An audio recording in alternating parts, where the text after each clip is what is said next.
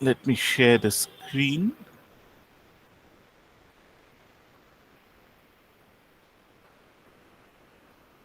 Yeah. Okay. Can you see the scheme? Quantile regressions? Yes, Yes, sir. sir. Okay. Now, two things. Firstly, uh, I mean, it's just not mathematics. I mean, you do have some derivations in the second day, but it's mainly intuitive. So, if you don't understand, do try to interrupt me and ask. I mean, even if I've gone ahead, one or two slides ahead, I can always go back. Of course, you do have the opportunity which you have exercised so judiciously of remaining silent. But although silence is supposed to be golden, I'm sure that you have realized by now that it doesn't always yield very high dividends. It's sometimes better to clear up your doubts. So do feel free to interrupt me. And if you have any problem or you feel want me to repeat something, I mean, stop me anytime. Okay. Now, when you had started off with econometrics, sorry, just when you had started off with the econometrics, we had used what is called the OLS regression model. MD had discussed how the what are the properties of the ordinary least square regression model. It uses the problem, the regression diagnostics, etc. The now the ordinary least square model has a very important limitation, and the quantile regression was developed in response to this weakness. So before understanding going to quantile regressions, we must first understand what is a ordinary least square regression model and what weakness does it have. Now, the classical least square regression model focuses on what is called a conditional mean function. What do we mean by a conditional mean function? See, it is a function that describes how the mean of y changes with a vector of covariates x. So that means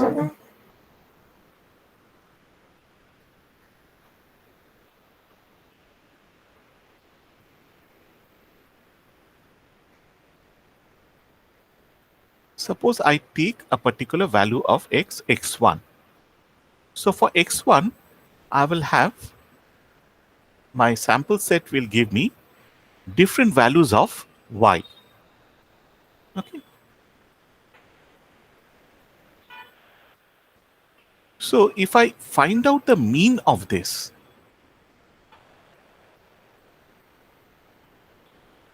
you know,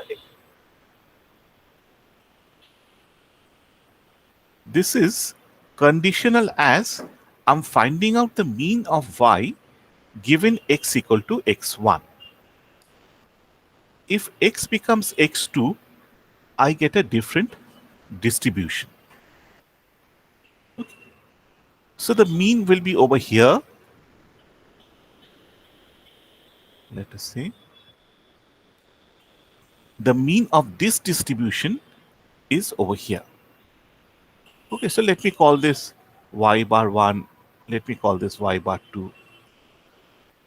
So y bar 1, the value of y bar 1 is conditional upon the value of x.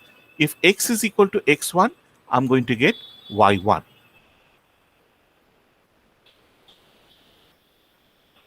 Sorry.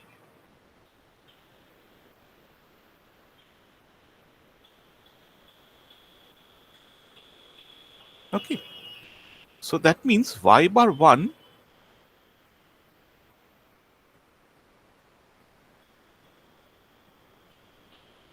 corresponds to the distribution of y's when x equal to x1.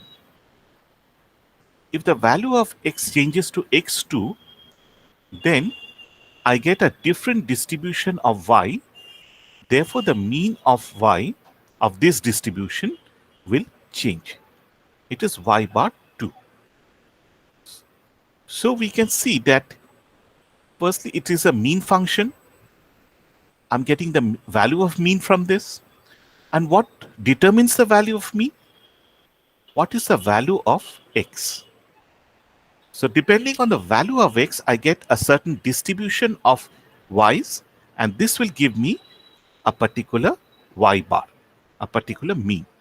When x changes, the distribution of y changes, and I get a different mean, y bar 2. So is this clear to everyone? Yes. Yes, sir. Yes, sir. Okay. So Frisch and Koopmans had said that in a regression, we have the y comprises of two components. One is the y bar comprises of two components. One is the true value or systematic component. In addition, we have an erratic component or accidental error. MD would call it, or you know it as the random error term. Okay.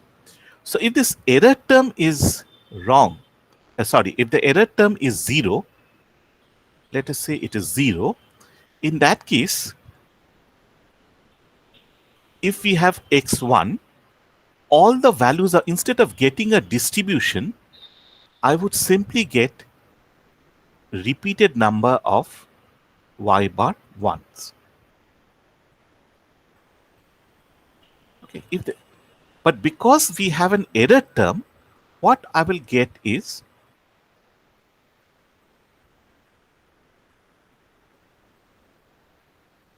y1 plus minus e1.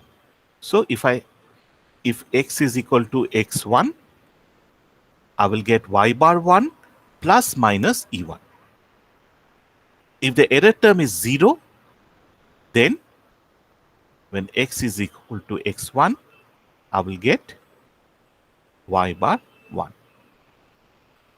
So when x is equal to x2, what is the distribution of y?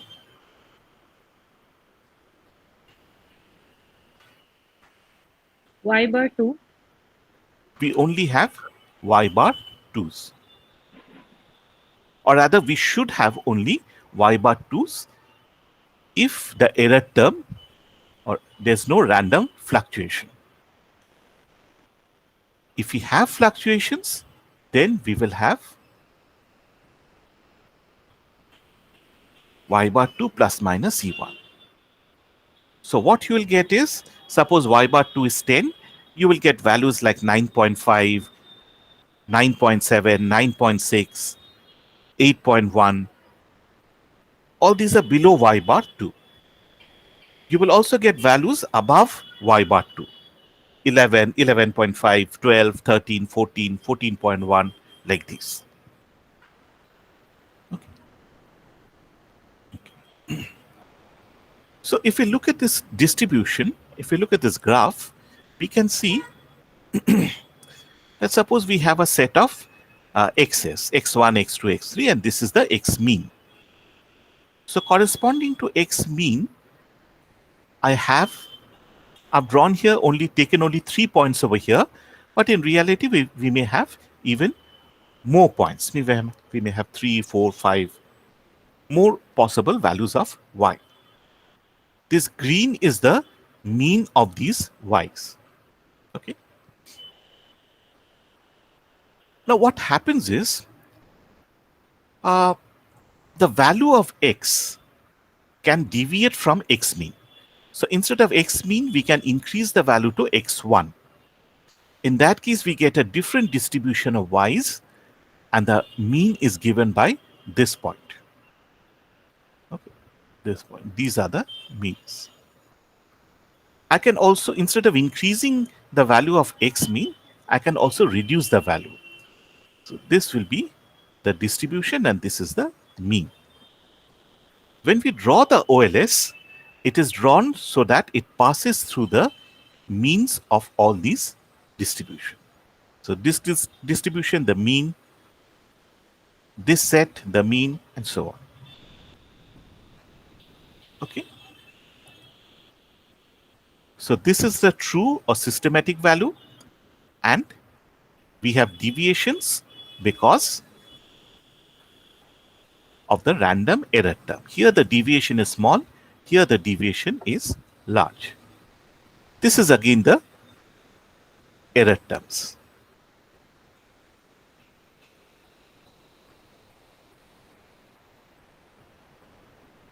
Okay. So we can see that it is conditional. The value of y is conditional. This position depends upon what x we are taking. It is a mean because the function passes through the mean.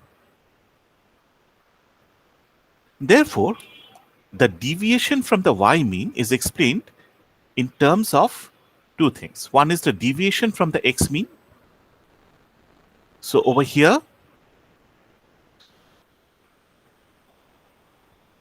if we had x mean, we would get a grand y mean over here. So any deviation from this point is because we are moving away from x mean to a different value, either to x1 or to x2. This will increase. If I move to x1, this will increase the mean of y. If I move to x2, it will reduce the value of y. So this is one component. And the second component is, as I've told you, the error term, the random error term.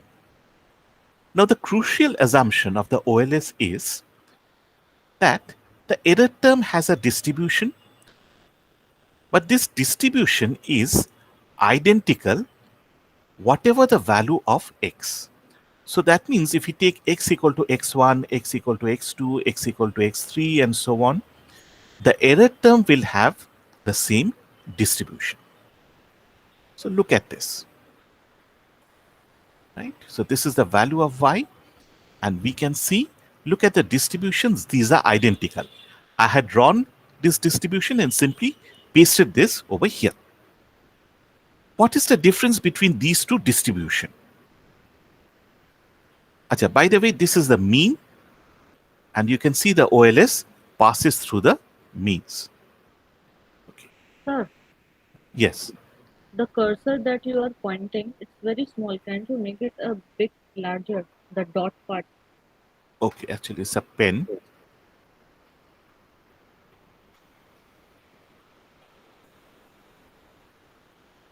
Okay, is it better now? Yes, So sir. we can, you can see that this is the mean. This is the distribution, this is the mean. And you can see that the OLS is passing through the means of all this point. Actually, it's a two-dimension. This curve is, I've drawn it flat, but it actually should come out of your monitor in a proper 3D space. Okay, so what is the difference between these three curves? There's The one mean of difference. y. The mean of Y. The Okay. mean of y given x3 is greater than mean of y given x2. It's greater than mean of y given x1. Okay, very good. Then I stand corrected. There's not one, but two differences. One is, as you have correctly said, the mean. It's very obvious. Nothing great. I mean, nothing as complicated as even mean.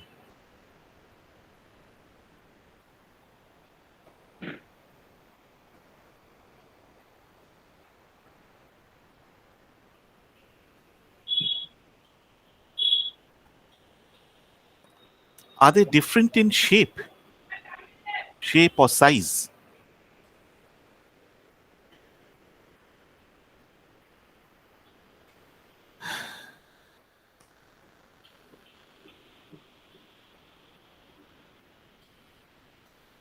I've drawn three curves. Are these three curves different in shape or size, or are they similar, identical? What does your visual impression tell you? So they are similar. Okay, then what is different? Something very small. Their positions are different. Yes, sir. Yes, The sir. mean. For the first one, the mean is exactly in the middle of the curve. For the second one, it's little to the. No, no, that's also in the middle. That's because I've not been able to draw it properly. But it should have been at the middle. Thank you. That's a good point. But it's more my error than the error of the OLS model. So it should be at the center of the curve, but drawing is not that easy. My apologies. So the only difference is the position of the curves have changed. It has moved up like this. Okay. The location of the curve, not the mean, the location of the curve. Let me show you, sorry. Yeah. What I've done simply is I have this curve is shifting like this. Okay. That is the only difference between the three curves. So that means when the value of x is changing, we are moving from x1 to x2, only the location of the distribution is changing. The dispersion, by dispersion I mean the range from here to here, or any other attribute of this curve, it is not changing. I'm simply dragging it along the red line, which is the OLS. Okay. That is why we often call the ordinary least square a pure location shift model.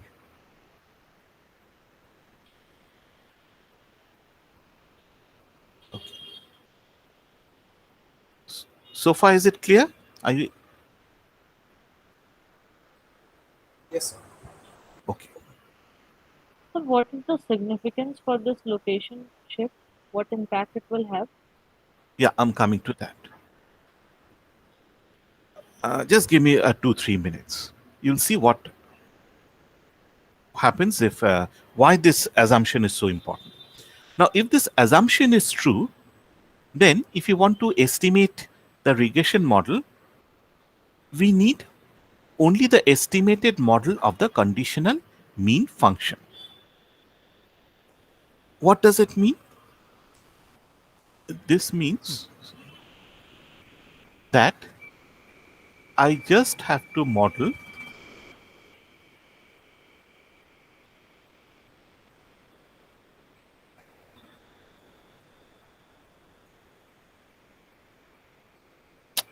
sorry, just I don't know why this line is coming. So this is a model. I need a model like this. Achha, by the way, during this discussion, I'm going to assume that there's only one explanatory variable. We can, of course, include others, multiple regression model, but explaining the model will be difficult. So I'm assuming that there's only one independent or explanatory model. Okay. So I just need to know this.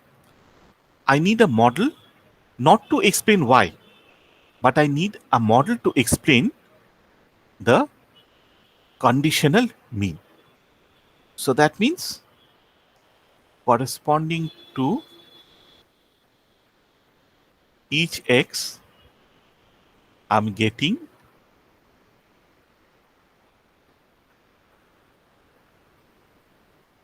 I just need a model which will relate the x's and the y bar i's.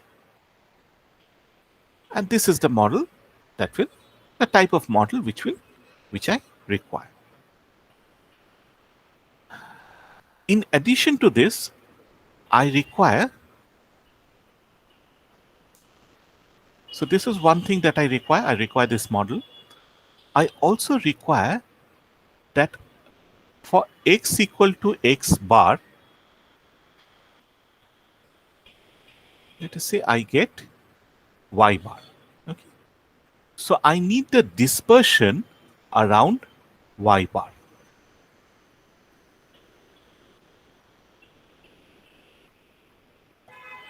Okay, so let me explain this.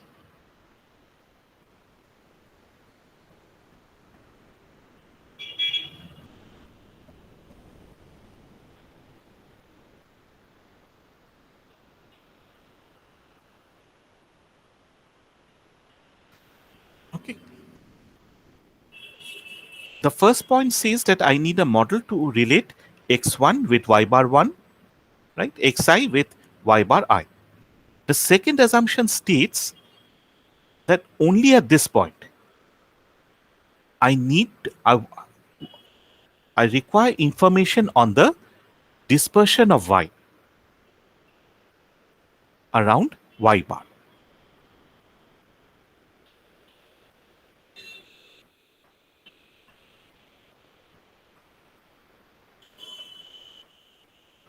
Okay. So if I go back, so I want to know the dispersion of y only at this point. Okay. Not over here, not over here. Now, can you tell me why we don't require the dispersion at this point or this point? If I have this dispersion, why is this sufficient? Why do I not require the dispersion around other points? So they have the same distribution. They have the X same distribution. The distribution is same. So if I just get the distribution over here, what I'm simply doing is I'm shifting the location of the distribution, not any aspect of the distribution. In addition, we require something. This is not very important. If you don't understand, forget about it. We assume that the errors follow a Gaussian distribution. In that case, the least square method will also will coincide with the maximum likelihood estimate, which we know to be optimal. Okay. This part is not very important for us. These two parts are very important. The location shift model is very convenient. It helps a lot. Estimation becomes very easy. Interpretation becomes very easy. But is it realistic? See, when x, that is the covariate, changes, the conditional distribution of y, okay, so that means this distribution, the nature of the distribution can also change. How can it change? One, suppose x is very low, y, the dispersion of y is also very low. As x increases, the dispersion also increases.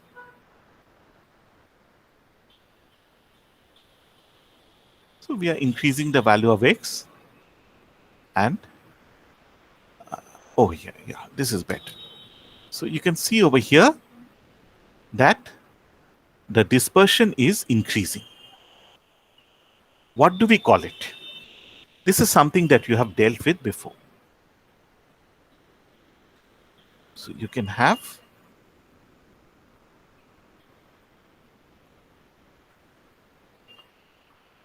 or we can also have like this. So as x is going up, the distribution is coming down. The distribution, that is the variance of y, is increasing. Here it is, variance is decreasing. What do we call this? This is something that Sir, has been covered. Yes. sir, heteroscedasticity. Yes. Kurtosis. Yeah, this is heteroscedasticity. We know that heteroscedasticity can occur in many cases, and it's not a major problem nowadays because I mean, if we had to go for a generalized weighted least square, there would have been a lot of problems. But nowadays, we often face heteroscedasticity in many forms, and it is possible to correct this using the Huber sandwich method, what we call the robust standard errors. There are other problems. Okay, so this is a distribution at x equal to x mean. What has happened over here?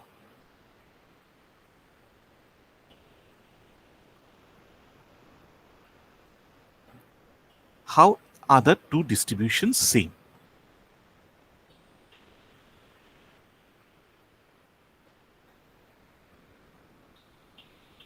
What do we call a distribution like this? Symmetrical, bell-shaped. Symmetrical distribution. No, it has a certain name, and you should be able to tell it. So it is related to skewness. Think about your name. Normal distribution. Sir, normal distribution. Yeah. So you've forgotten your own name. Yes. So this is a normal distribution, right? It's symmetrical. Is this symmetrical also? No, sir. No, sir. This tail is very elongated, right? Here, Not symmetric. so in this case, it was this tail. Here, it is this tail which is elongated. So you can have a skewed distribution, right? This one, this is obviously normal. What are the properties of a normal? Mean, median, mode are all same, right? What do we call distributions like this? Bimodal. These are called bimodal.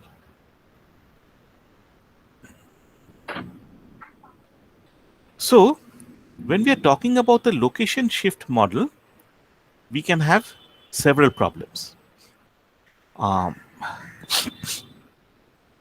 The dispersion, the range variance, that can change when x changes, heteroscedasticity. A tail can be stretched, or it can be compressed, or we can have multimodality.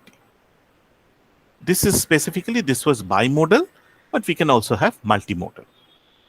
In such cases, the assumption of the OLS, that is the distribution is same, it is only changing the location, that becomes invalid. And as a result of this, if we try to use the OLS, it will give me biased results. There are other problems. You'll see that the quantile has some other advantages. It's a much more richer model. But the main thing is that if we have reason to believe that the distribution does not merely change along with x, but its nature also changes, then we should not use OLS. In such cases, we can use median regression, or the general form is quantile regression. Median regression is a specific case of a quantile regression. Okay. It's similar to a OLS. How do we get the OLS? We take the deviation from the mean.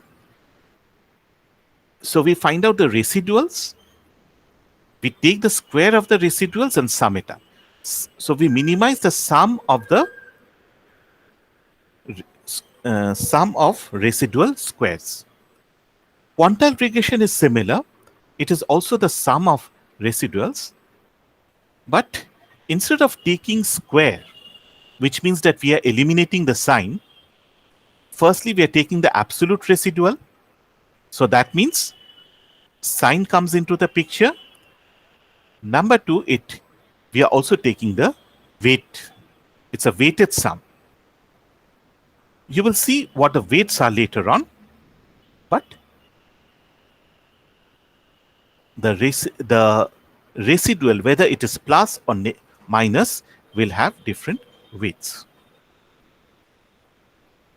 And thirdly, instead of taking the residual from the mean, we take the residual from the quantile. In case of median regression, we take the residual from the median.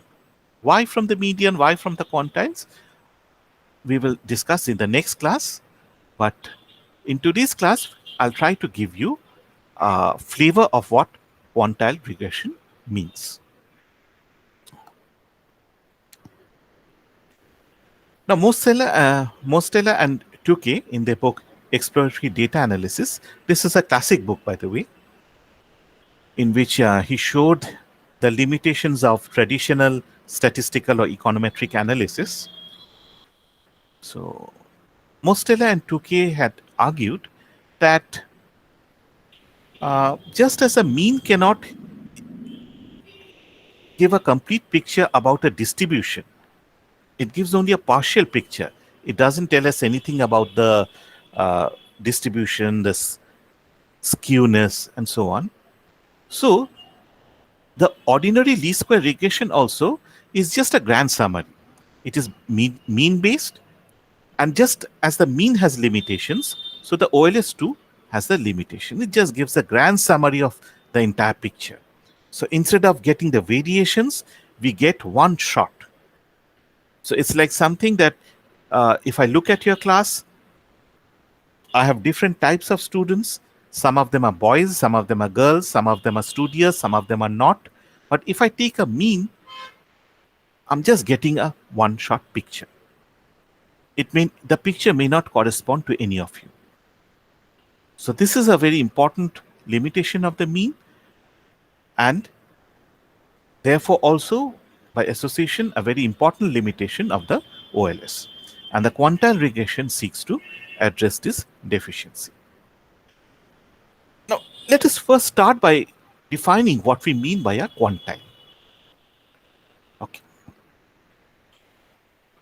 So, all of you are not present, but let us, even if all of you had been present, you would have been only 21. Let us increase your class size and make it 100. So, PG third sem has got 100 students. This is just for convenience, by the way. And each of you have got a certain set of marks.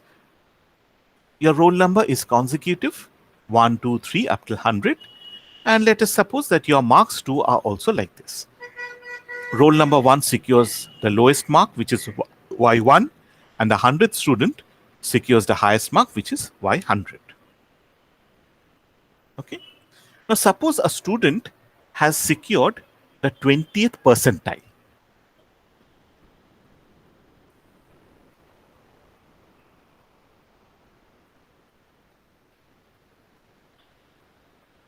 Yeah.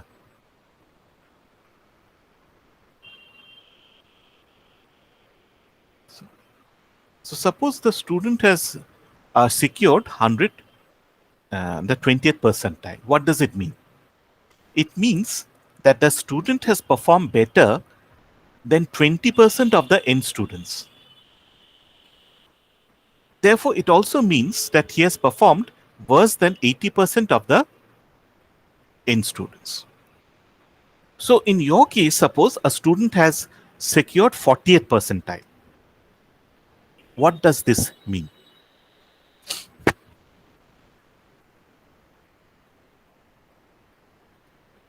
It means that the student has performed better than the 40% of the students in the class, but he has performed a bad result than the 60% of the students.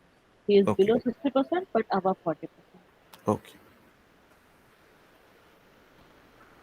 If we generalize this, he has secured taueth percentile.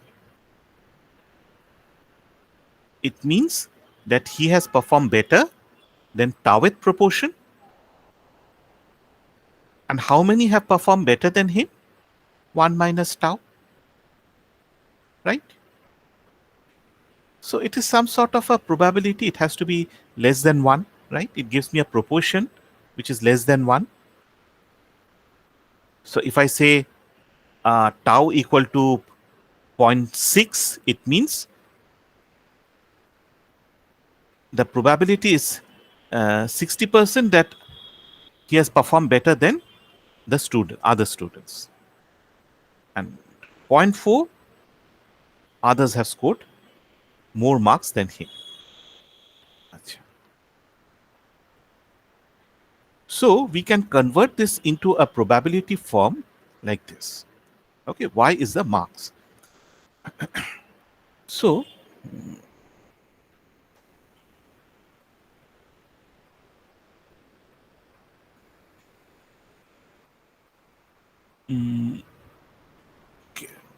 what we can do is we can convert it in the opposite way. We can say that, okay, what is the marks such that your percentile is 40. Let us suppose that the marks are 1, 2, 3, 4. It's going up like this. So how many marks must you secure in order to get the 40th percentile?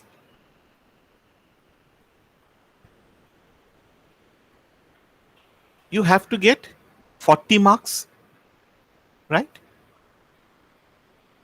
In that case, there'll be 40 people who have not performed better than you. It's given greater than, less than. So, and 60, there are 60 marks which are above you, right?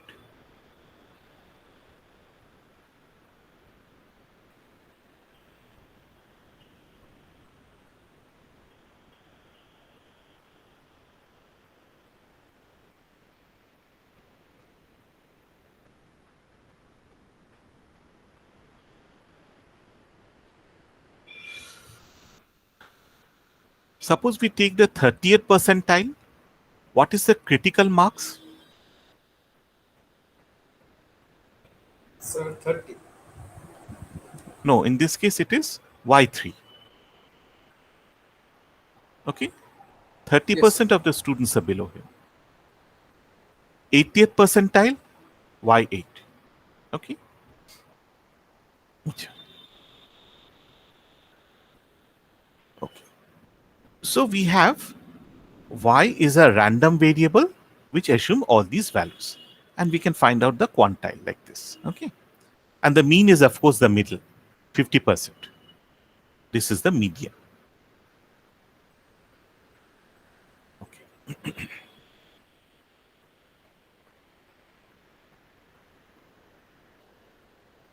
So, what is the probability that y is less than equal to theta? Let this be theta. Okay. So, what is the probability that the value of y is less than or equal to y3?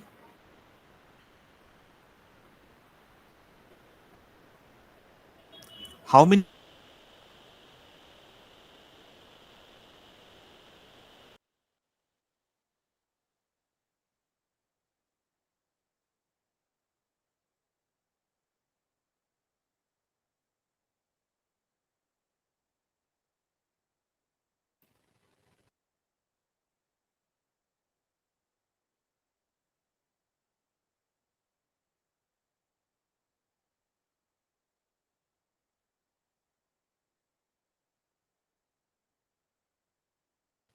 Hello, sir. 3 by Hello. Hello, sir. Sir, you are not audible.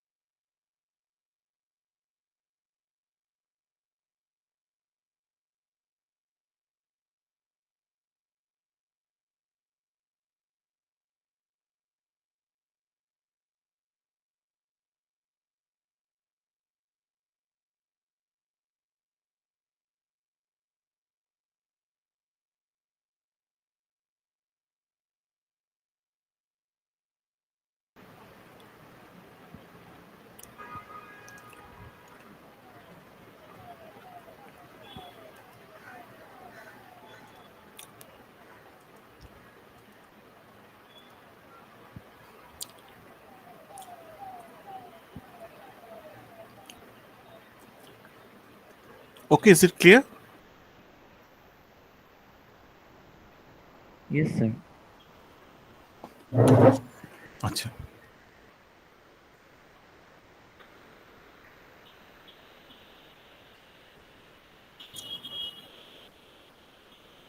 আচ্ছা। Now suppose I have got 10 students and they have secured marks like this. সাবস্ক্রিপ্টটা যত বাড়ছে তত মার্কসটা বেড়ে যাচ্ছে।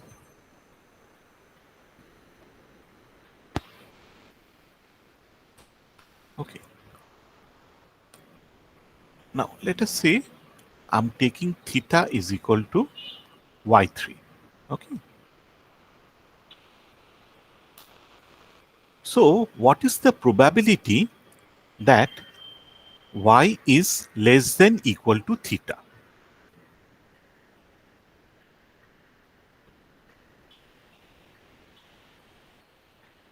How many students do we have? We have got 10 students. So we'll have 10 marks. And how many of them correspond to this condition? How many of these 10 marks satisfy this condition? 3. So 3 by 10. Okay.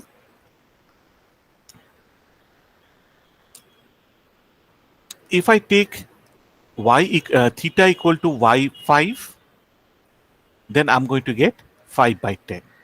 Okay. So depending on the value of theta, I get different probability values. এইটা হচ্ছে ধরো 1 by 10, this is 2 by 10, and this is 1. What the exact values are is not relevant for me. It's better if you think of it in this way. ঠিক আছে? So corresponding to theta equal to y1, I've got p1, theta equal to y2, I get p2, and so on. So what can happen is I can generate, using this probability distribution, this set of vectors, I can generate a probability distribution function, f theta. So that means I can say that, look, in your class, let's say 60 out of 100. How many, that will, using this function, f theta, I will be able to say that how many students have secured more than 60, how many students have secured less than 60.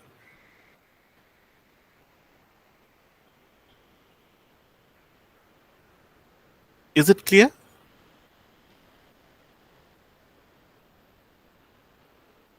Yes, sir. Okay. Now, as I've said, I can also do the reverse. What I can say is, I want to find out, I can start with the probability value. So, so far what I've done is, when I've asked you how, look, how have you performed? You said that, okay, this is my marks. So given the marks, I'm able to say, okay, 70% students have scored better than you. 30% have scored, you have scored better than 30%. You can also do the opposite. You can all come to me when I ask you that, how have you done in your last exam? You can say that 40% of the students have done better than me. And I have done better than 60% of the students. Okay. So that means you are giving me the value of tau. If I have this probability function, distribution function, then if you give me tau, it's fine for me. I can simply find out, using this function, I can find out what is the value of theta. That is what is your marks. Okay. So that means I have two things. I have a critical level, which is theta, which is your marks. I have the percentile, your ranking, in the system among your students. So I can find out your performance in two ways. I can ask what is your marks, and then using this function I can find out how many students have scored better than you and how many have scored worse than you. I can also do the reverse. I can ask you that, okay, how many students have scored better than you? You say 70%. That means 30% have scored worse than you or equal to you. Given this information, I can also find out your marks. If I have this information, if I have this function. See over here, you have given a marks, and using the function I can find out the value of tau. So that means this proportion have scored equal or worse than you. This amount has scored, this proportion has scored better than you. Here I have reversed this. This amount has scored equal to or worse than you. So how many marks have you got? You have got mu t. See, this is sigma my inverse. This is the inverse function. This is the main function, and this is the inverse of the earlier function. Over here you have the probability,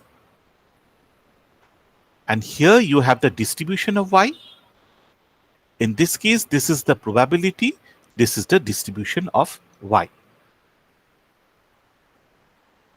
Okay, is this part clear to everyone? Yes, sir. The relation between percentile and marks? So tau is denoting probability, and that is the quantile, right? Yes. See, quantile is expressed in terms of percentage. So it is simply divided by, if you divide by 100, you will get the probability. 60% is 60 by 100, 0.6. Okay. So that means for any tau ranging from 0 to 1, we can find out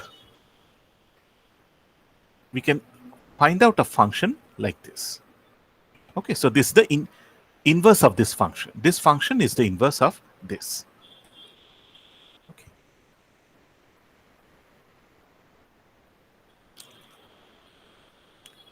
Okay. Now over here, now we are coming to quantile regressions. See, over here we have a distribution of y's. For convenience, I put it as 0. This is the median. Anyway, this whatever it is. And I'm increasing x over here. Sorry, this is x actually.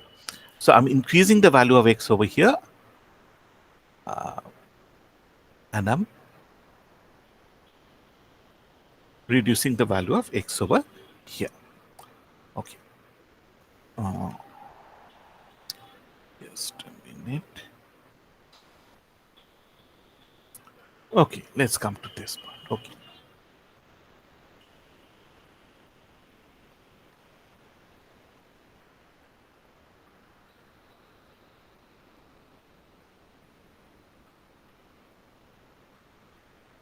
Okay, so here we have drawn, or rather we have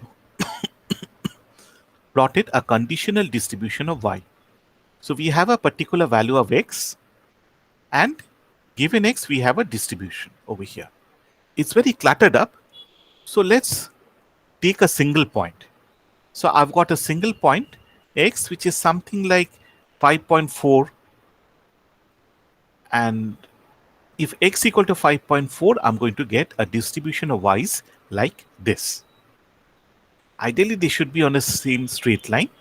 Actually what we have done is we have taken small ranges, subintervals. Okay, so we have taken a particular subinterval and we have taken the distribution of y in this subinterval.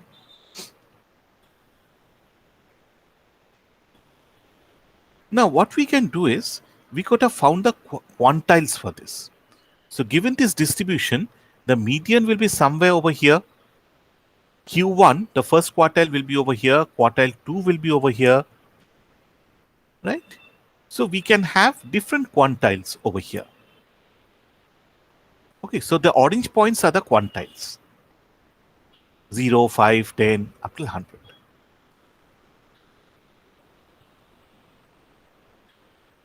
So I'll come to this, the technical part later. Okay. Now suppose I'm taking the 95th quantile. So the points over here within this red circle, red oval, these are the 95th quantiles for each of this distribution. So for a particular value of x, this point is the 95th quantile. For x equal to 4, this is the distribution of y. This is the 95th quantile. So I've drawn a set of, this is the group of 95th quantiles of y given x. Always remember that it is conditional. Now the OLS had passed through the means. Here what we are trying to do is, we are drawing a line such that the deviation from these quantile groups is minimized. Okay. This will give me the quantile regression on the 95th quantile. Let us suppose this is the median. This is the median regression. The quantile regression drawn on the median. Okay, is it clear?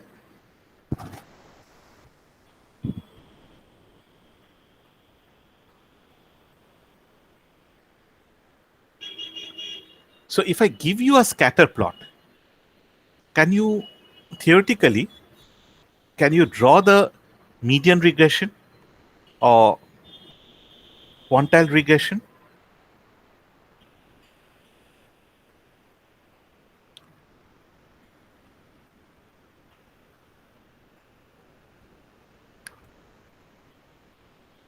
Yes?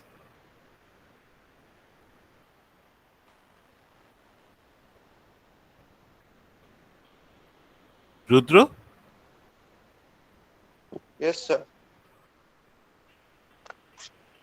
Can you draw the quantile? If I give you a scatter plot, can you now draw the quantile regressions? Yes, sir.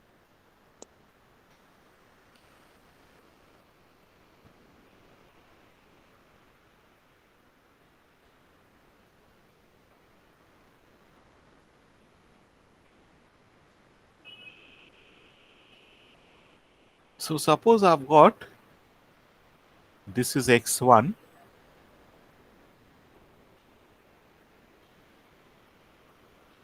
What is the median over here? I've got 3 values of y. What is the So median? the middle x. The middle point.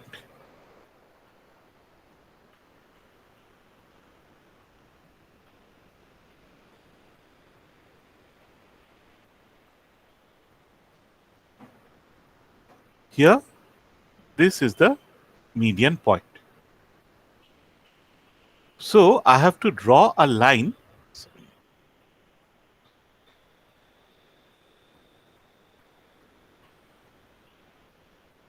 like this. Now, if it is 2 points, it's not a problem, right? But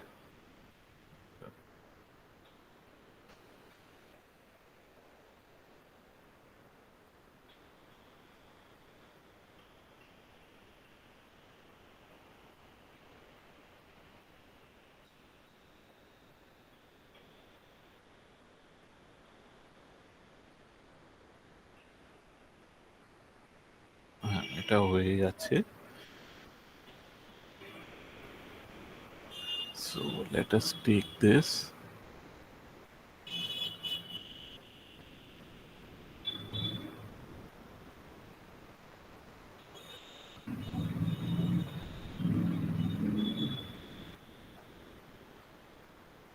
right? এখানে কি হচ্ছে না, এখানে একটু problem হচ্ছে। It should have passed through this, but I can't do so. So what I do is I choose the line so that The deviation is minimum. the deviation is minimum.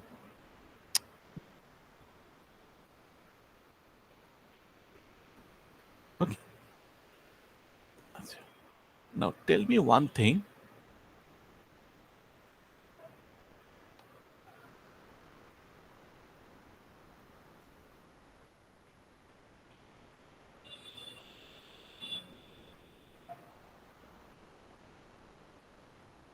ঠিক আছে, এখানে তো এটা median হলো, এখানে কোনটি median হবে?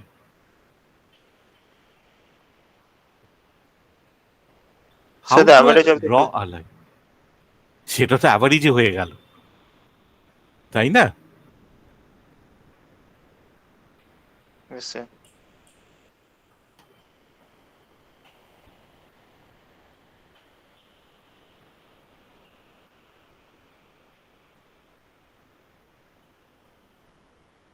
এইখানে দেখো আমরা কি করেছি, have I taken a single x or have I taken a range? Range. So what I can do, over here I've taken x's, right? So what I can do is, let me cross out these points.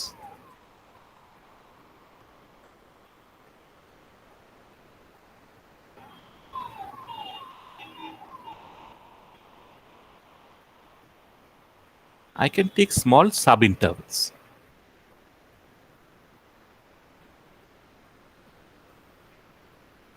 They will be all equal. This is, you can see this is larger, but they should be equal. I'm calling this x1, this x2. Right? So now I'm getting multiple points. ঠিক আছে? So now it's easier for me to identify the median.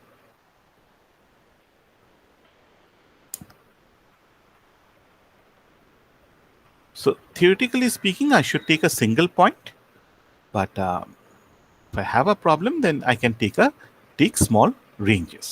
Obviously, this range should be as small as possible, the minimum which will allow me to get multiple values.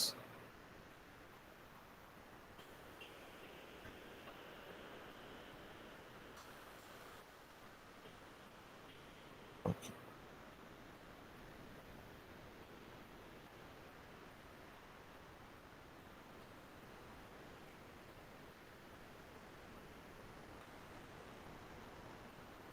So I'll just end by the brief story of the discovery of origin of the median regression. As I've told you, and as you will see later on in the next class, the median case, tau equal to 0.5, is equivalent to minimizing the sum of absolute values of residuals. That means there's no weights, and the residuals are from the deviations from the mean, absolute mean deviation. Okay. Now this median regression was first proposed by Boscovich in 1757 and Laplace around 1787. Edgeworth also suggested a more general formulation of the median regression involving a vector of explanatory variables. So Boscovich and Laplace had taken a single variable case. You can have only one x. But Edgeworth extended it to the multiple regression model. And in the 1970s, Roger Koenker and Giles Bassett extended to other quantiles. So instead of median, this showed that we could also extend this approach. With a minor modification, we need weights. This cannot be simply the sum, but it has to be the weight. Now, when you come to Boscovich, I mean, the history is very important that Boscovich had collaborated. There was another scientist at that time called Thomas Simpson. He was a British mathematician who had written just two papers. One paper was on dice, throwing of dice, so it was on probability, and the other was, as far as I can recall, it was on Christianity. He was a theologian also. So, but so far as mathematics is concerned, he wrote just one paper on probability. Now, Boscovich had visited England twice. One was in 1760, and subsequently in the late part of the 1760s decade, 1765-66. So he had met Simpson in 1760 because Simpson had died in May 1761. So it was clear that the meeting cannot be after 61, but on his first visit. After Simpson had died, Simpson's paper passed on to what is known was purchased by Phillips, a multimillionaire, who donated this to Columbia University. Now, David Eugene Smith was a historian of mathematics. He supervised Francis Clerk, his student, in 1929 to write a thesis on Simpson. So they prepared a very exhaustive analysis of Simpson's writing, but Clark missed out one double folio paper. It was a larger paper than usual. That's probably why she missed it. Boscovich had raised a problem that how can we fit a straight line through a set of points such that the sum of residuals is 0 and the sum of absolute residual is minimum. Now, subsequently, when people were going through Simpson's paper, they found that in this double folio, Simpson had given a very neatly written proof of her mathematical theorem. But at the side, scribbled in a very untidy format, he had solved Boscovich's problem, suggesting that the solution is the median. One doesn't know much about it. Whether he had given the proof to Boscovich, whether he had guessed the solution or he had just anticipated the solution in linear programming terms. But anyway, Boscovich published a geometric proof in 1760, not in a scientific paper, but in a Latin poem. The complete analytical proof was given 27 years later in 1787 by Laplace. And after that, the quantile regression went completely out of vogue, out of fashion, till the 1970s, when Koenker and Bassett revived it. There was an application in 1857. You know the application from microeconomics. You have heard of the Angel's curve. So that is one of the earliest applications of quantile regressions based on Laplace's and Boscovich's work. So this is the history of the quantile regression.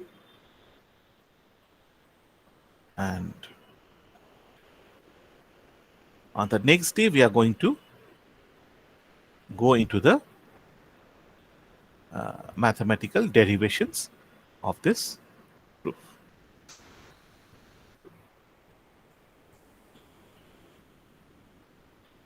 So references, you don't need to go through it now, but this Koenker's papers are the classic references on quantile regressions.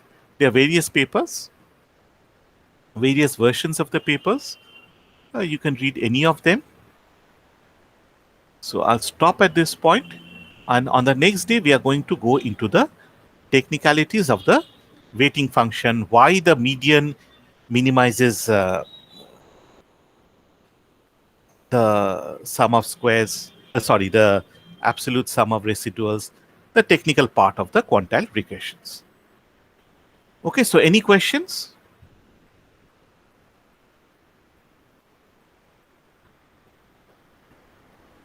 Okay.